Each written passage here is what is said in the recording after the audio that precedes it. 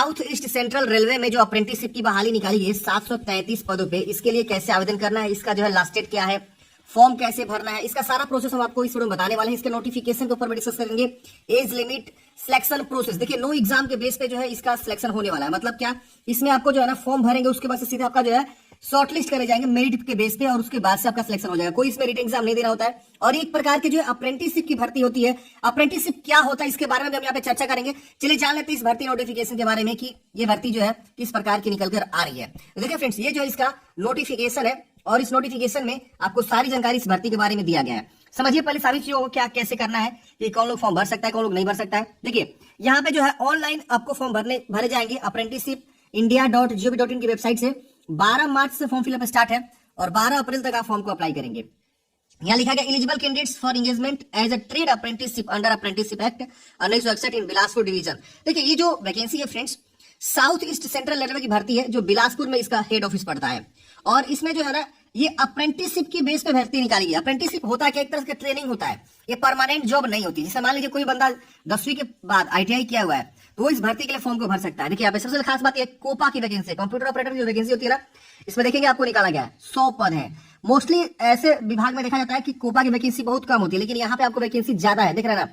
फिर कारपेंटर के 38 पद है, ड्राफ्ट्समैन के 10 पद है, इलेक्ट्रीशियन के 137 है, इलेक्ट्रीशियन मैकेनिक के 5 पद है, फिटर के 187 पद है, मैकेनिस्ट के 4 है, पेंटर के 42 है, प्लम्बर के 25 है। इस तरह से देख रहा है। और कैटेगरी वाइज कहाँ कितनी वैकेंसी है, रिजर्वेशन दिया गया, एक सर्विस के लिए कितनी रिजर्वेशन है, और जो विकलांग पर्सन है उनको भी कितना सीट यहाँ रिजर्व किया गया, ये भी यहाँ पे दिया गया। इस तरह से आप देखेंगे टोटल जो 733 पदों पे ये भर्ती निकाली गई है। Welder, wireman, Turner, diesel mechanic, इस तरह देख रहा है। स्टेनो की वैकेंसी है, स्टेनो इंग्लिश और स्टेनो हिंदी की, देख रहा है 27 और 19 पद यहाँ पे आपको देखने को मिल रहा है। तो इस तरह की वैकेंसी जो है फ्रेंड्स यहाँ पे निकाली गई है। अगर आप एलिजिबल है तो फॉर्म को अप्लाई कर सकते हैं। अब एलिजिबिलिटी क्या चाहिए, देखिए फॉर्म भरने के लिए आप 10th क्लास पास होने चाहिए, 10+2 सिस्टम के साथ, मतलब 10वीं पास होना चाहिए। और must have ITI course in relevant trade, मतलब क्या कि जिस भी ट्रेड में, देखिए 19 प्रकार के ट्रेड है, इसमें से किसी भी ट्रेड से अगर आपने जो है ITI कर रखा है तो उस ट्रेड के लिए आप फॉर्म भरेंगे। जैसे मान लीजिए आप जो है इंग्लिश स्टेनो से जो है ITI कर रखे हैं तो आप जो है इस वाले पद के लिए एलिजिबल होंगे। अगर आप फिटर के लिए ITI कर रखे हैं फिटर से, तो आप इस वाले पद के लिए एलिजिबल होंगे। अगर आप कोपा से ITI कर रखे हैं तो आप इस वाले पद के लिए एलिजिबल होंगे। तो ये 10वीं के साथ साथ उस ट्रेड में आप ITI किए जिस ट्रेड से फॉर्म भरना चाहते हैं तो आप एलिजिबल होंगे, फॉर्म भर सकते हैं। अब आता है एज लिमिट की। देखिए इसमें आपका 15 ईयर्स एज लिमिट रखा गया है, मैक्सिमम उम्र 24 ईयर्स रखा गया है। ये आपका एज की गणना जो है 12 अप्रैल 2024 यानी लास्ट डेट पे काउंट करी जा रही है। बाकी अपर एज में जो है 5 ईयर्स का छूट मिलता है SC/ST को, 3 ईयर्स का छूट मिलता है OBC को, और 10 साल का छूट मिलता है एक्स सर्विसमैन और विकलांग पर्सन को। अब यहाँ पे कैटेगरी वाइज उम्र सीमा का जो है यहाँ बिटवीन दे रखा हुआ कि कब से कब तक का बीच आपका डेट ऑफ बर्थ होना चाहिए। जैसे जनरल को दिया गया है 12 अप्रैल से लेकर 2002 से लेकर 12 अप्रैल 2009 के बीच। SC के लिए रखा गया 12 अप्रैल 1995 से लेकर 12 अप्रैल 2009 के बीच। ST के लिए रखा गया 12 अप्रैल 1995 से लेकर 12 अप्रैल 2009 के बीच। OBC के लिए रखा गया 12 अप्रैल 1997 से लेकर 12 अप्रैल 2009 के बीच। इस तरह से देखेंगे ना तो 12 अप्रैल 1990 जो विकलांग एक सर्विसमैन उनके लिए, और यहाँ पे लास्ट यहाँ पे उम्र सीमा रखा गया है। तो इस उम्र सीमा के बीच में आप आते हैं, इस कैटेगरी के अकॉर्डिंग आप देख लेंगे किस कैटेगरी से बिलोंग करते हैं, उसका उम्र सीमा क्या रखा गया, वहां से आप जो है फॉर्म को भरेंगे, आपका ये जो है रहने वाला है। अब देखिए यहाँ पे बात है period of apprenticeship and stipend. देखिए 1 साल का आपको जो है ट्रेनिंग होता है, मतलब ये जहां से वैकेंसी निकल कर आ रही है south east central railway Bilaspur, यहाँ से भर्ती निकल कर आ रही है। तो यहाँ पे जब आपका सिलेक्शन होगा ना तो आपको 1 साल पूरा ट्रेनिंग दिया जाएगा जिस भी ट्रेड से फॉर्म भर रहे हैं। अब इस तरह की ट्रेनिंग होता है, ये परमानेंट जॉब नहीं होती है। अब 1 साल के दरमियान आपको ना 8,000 से लेकर 10,000 के बीच जो है आपको स्टाइपन मिलता है। स्टाइपन समझ रहे हैं, मतलब एक तरह से ट्रेनिंग का जो है कुछ पैसे मिलते हैं, इससे आप अपना थोड़ा बहुत गुजारा बसर कर सकते हैं, आप पैसे बचा नहीं सकते हैं, समझ रहे ना। तो ये आपको स्टाइपन मिलता है पूरे 1 साल तक, मतलब हर महीने 8,000 से लेकर 10,000 के बीच आपको मिलेगा हर महीने, और ये आपको दिया जाएगा। और स्टेट गवर्नमेंट ऑफ चंडीगढ़ के द्वारा जो है ये रूल्स जो होता है उसके अकॉर्डिंग यहाँ पे दिया जाएगा। अब देखिए ट्रेनिंग तो आप ले लेंगे ना, उसके बाद आपको एक सर्टिफिकेट मिलता है। जी हाँ दोस्तों, इस सर्टिफिकेट के अकॉर्डिंग जब आप यहाँ पे जब भी कहीं जॉब करने जाएंगे ना तो ये बहुत ज्यादा बेनिफिशियल हो जाता है।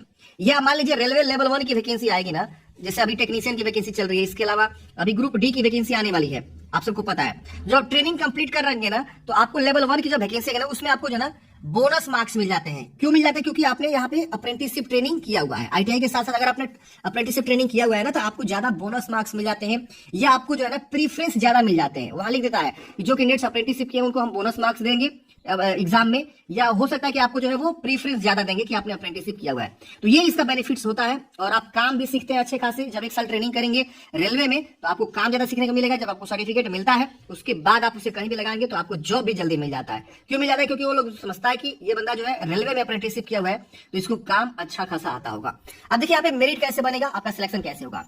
तो जो आपके मैट्रिकुलेशन में मार्कशीट है, ठीक है ना, उसको मिलाया जाएगा, और जो ITI में आपने मार्क्स गेन किया हुआ है उसके दोनों के जो है मतलब एक परसेंटेज निकाला जाएगा, मेरिट, और उसके बेस पे आपका सिलेक्शन किया जाएगा।